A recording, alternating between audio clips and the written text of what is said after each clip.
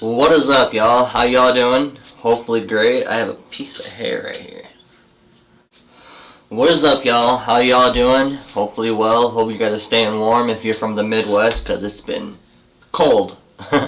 But yeah, no, I hope y'all have been doing well. Welcome back to another video. Like I say every video, I'm sure you guys are getting tired of it, but I truly appreciate it. It really means a lot every time I see views and I get a new subscriber. I'm trying to push this the most I can, the best I can, so if you can, tell your buddies, tell your homies, share, subscribe, you know, that stuff. So today's video should be fun. I'm just gonna kick back and relax with y'all and just let you know a little bit more about myself and my influences. I'm only gonna do about 5 or 6 of them and just briefly go between those 5 and 6. So yeah, sit back, enjoy with me, and let's have fun on this one. Okay, the first one I'm gonna say is Johnny Cash. I always bring him up, and you guys might be tired of it. I apologize, but my number one influence and what makes me a musician would probably be Johnny Cash. Growing up, my family's from Kentucky and Tennessee, and the South, so I always had Johnny Cash in my ear. And I'm not hating on it because it really, really is such beautiful music. He is the one I listened to when I first started playing guitar because of the runs and stuff like that. So if you are a new guitarist, I highly suggest you listen to Johnny Cash. Not only because of the music, but the storytelling. Johnny Cash, in my opinion, was like the number one storyteller. If you put on Folsom Prison, if you put on, any music that he put out, you listen to that and you get lost in the story. And I think that is so beautiful and such a good art. So yeah, I would say Johnny Cash is my number one. The number 2 one I'm going to say would be hands down easily Black Sabbath and Ozzy. I would put them two together. Ozzy even after the Black Sabbath whole incident, because the way they wrote the music and how dark it was. When I write my music, I'm not the happiest writer sometimes. I can make happy music, but typically I like writing about dark stuff like Ozzy did, Black Sabbath, Black Sabbath, or Children of the Grave, or anything like that. I love how they always incorporate something dark, and that's what, the pioneers of rock. And so yeah, I would easily say Black Sabbath, Ozzy. They're just the pioneers, and I get my writing of music because of them, so that would be my number 2.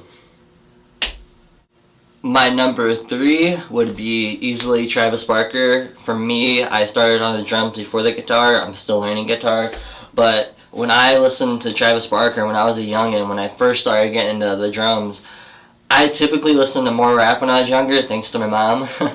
My dad wasn't a big fan of that rap that much, but I love how Travis Barker incorporated, Crank That, and he made his own style of these rap songs and all that. So I typically would put on a rap song and try to imitate, what would he do in those situations, like the beats and whatnot. So Travis Barker would be hands down one of my favorite drummers, and the way he can how quick he is. I am jealous. I'm envy of him because he is by far the quickest drummer I've probably seen, and I would love to see him live. So if they ever come around, hopefully I want to see them. But yeah, number 3 would be easily Travis Barker for me.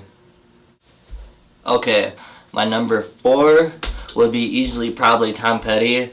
In my opinion, Tom Petty wasn't the greatest singer by any means, but the way his voice was, it was so appealing. And when my dad first showed me Tom Petty when I can't even tell you, it was a long time ago, I just instantly fell in love with the soul he had behind it, because you can tell he was really for the music. And the way his, I don't know, from Wildflowers to whatever, any album he put out, in my opinion, because I've listened to pretty much all of them, they all just have a beautiful meaning behind it, and it's just beautiful to listen to.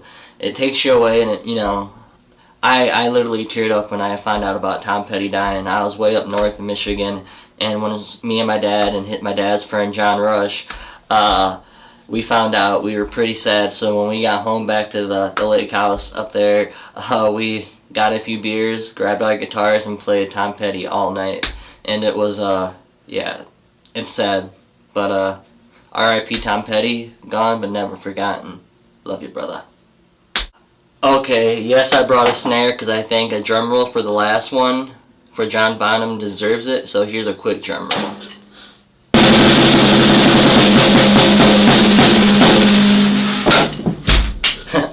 Yeah, okay, last but not least, the great John Bonham, Bonzo, however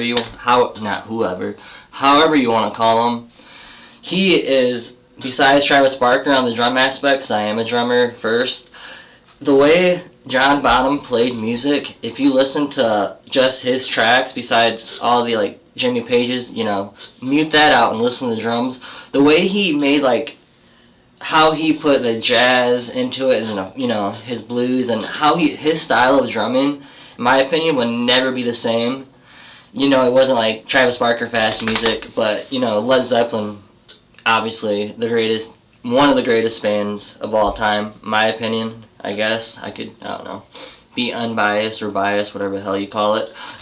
But no, John Bonham, the way he played the drums with the triplets, and if you listen to it, it literally is beautiful. In my opinion, I think John Bonham made Led Zeppelin, and I'm not discounting Plant, Page, and them. They are hell of musicians.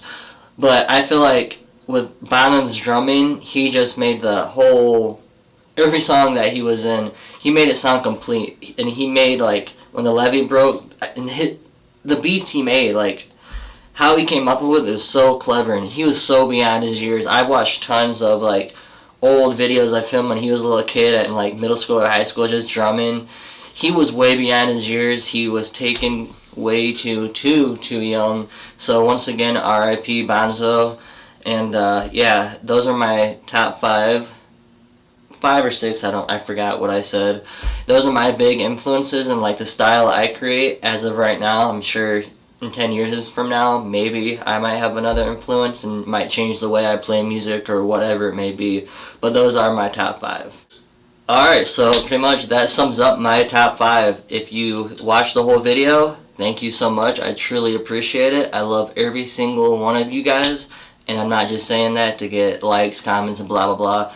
I'm not in this for, you know, making money or nothing. I'm doing this for me, for y'all. It's an enjoyment for me. So thank you if you watch. Thank you if you subscribe. Thank you if you tell your friends. I do appreciate it.